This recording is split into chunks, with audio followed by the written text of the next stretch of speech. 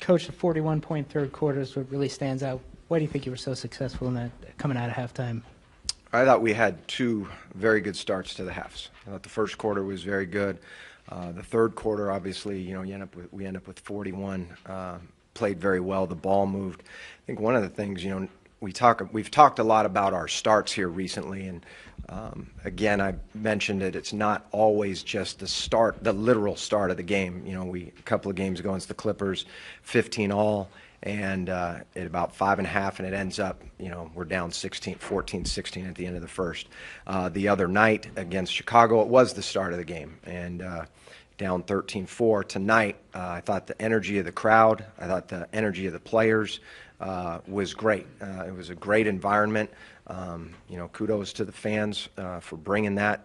Obviously, the guys feed off of that, and good start for numerous players. I thought our starting unit played very well. The last 7 or 8 minutes of the game, they went to the slow end coverage. How do you guys want to defend it, and how do you think you guys handle it? Well, the bottom line is getting the win. If you're just looking at the statistics, the 56 points that the two guys scored, you'd say, well, you didn't do a very good job of defending them. Okay, if we want to play that game, then we did a great job on LaMarcus because he scored 11 less than he scored in the last game. I mean, the guy is playing. LaMarcus is playing at an extremely high level right now. They present multiple problems because if you go to double him, now you're looking at having to defend the three as well. There were a few times within our coverages where we got into rotations, depending on how the ball got either into the post or if it was thrown over the top to him. And I thought we did a really nice job with our rotations to get out to the three-point shooters. So, again, 62 points in the paint, and the offensive rebounds hurt us a little bit, but we took the three out, and that was good.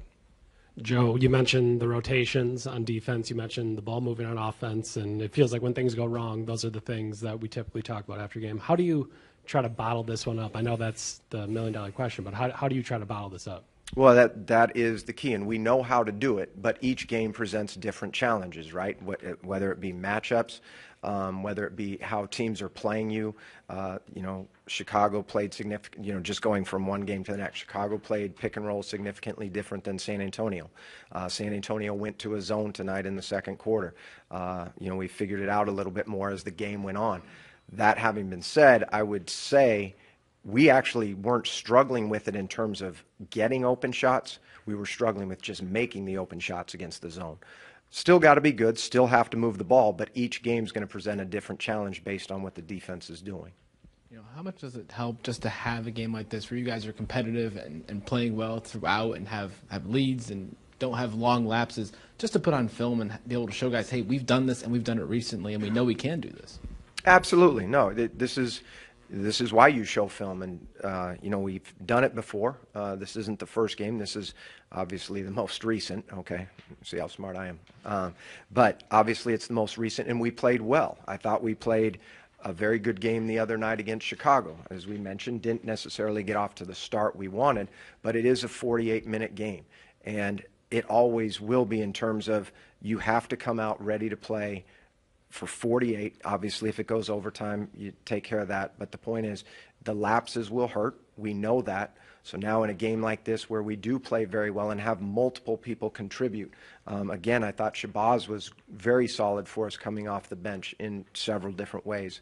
So there's a lot of things to build on, but new challenges will be presented when we suit up again. You mentioned the zone in the second quarter. I guess initial thoughts upon seeing Pop go to a zone for 5-6 minutes there, and then your message to your team once you had a chance to talk about it in a timeout. Knew it was in their arsenal. They've used it before against us on side out of bounds, baseline out of bounds, and within the game. It was a good move. And again, like I said, I actually thought we had some very good looks at times. One of the things that took place on the first possession was we saw it and we hesitated for a count. No reason to hesitate. Whatever play we've got called will work just as well. Keep executing it. But from that point forward, and I'll have to go back and look at every possession, but I would say in that stretch, we did get good looks. And we at halftime, we talked about where the open spots were, talked about where we needed to get to. We had talked about it in the timeouts, but obviously when you can see it as well and, get everybody on the same page, it's easier. Giannis coming back from the ankle injury. How do you think that he looked today? Good. He looked very good. You know, he's a competitor. He's a guy that every single night when he goes out there is trying to figure out how he can help win the game. And he's all about the team.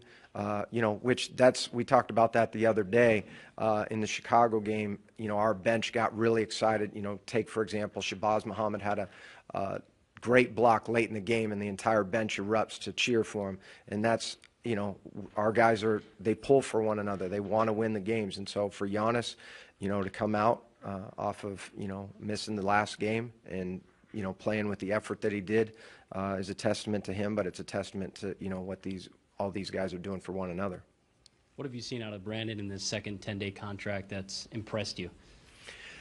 You know, the other night, Bled got into foul trouble, and I thought he did a really good job of just steadying our team. And that's not easy to do, but I think Bled played maybe 2-3 minutes, and he did a really nice job of getting us into our offense, running the team. It's not easy to do, and we do want him to play with pace. We do want him to push the ball up the floor, but it can't be in a reckless way, and I think he's overall done a nice job with that. Defensively, learning his assignments, you know, knowing tendencies. It's not like he's new to the league. We just need him to continue to defend the way he can. Coach, how proud is a coach to win against Gregg Popovich? Well, you know, I've talked about what Pop means to me personally and professionally, and what I would say is, first of all, it's a great win for us. Any win, you know, it's important. The way we played, as we talked about that, because we want to play the right way, and I felt we did that for the most part tonight. It's really hard to talk about what Pop means to me, my family. You know, gave me the opportunity to come into the NBA, and so. You know, I've been in the locker room with him, and I know what that's like. Win, lose, win championships. And so, you know, at the end of the day, we have our jobs to do, and we go out and try and compete. You know, happy that we were on the winning end tonight, but I can genuinely say he's a tremendous man that's meant a lot to me.